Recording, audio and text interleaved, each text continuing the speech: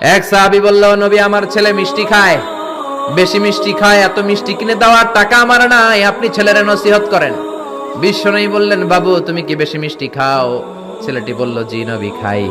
বিশ্বনবী বললেন, যাও আগামী সপ্তাহে তোমার বাবাকে নিয়ে আবার আমার কাছে এসো।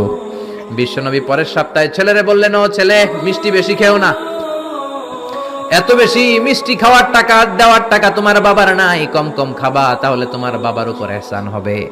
ছেলের বাবা বলল, নবী এই কথা তো গত সপ্তাহে বলতে পারতেন। বিশ্বনবী বললেন, কেমন করে বলি, কারণ আমি নবী তো মিষ্টি পছন্দ করি। এক সপ্তাহের ব্যবধানে নিজের অভ্যাসটাকে পাল্টালাম, মিষ্টি কম কম খাওয়া শুরু করলাম, আগে নিজে আমল করলাম, তারপরে তোমার ছেলেরে বললাম।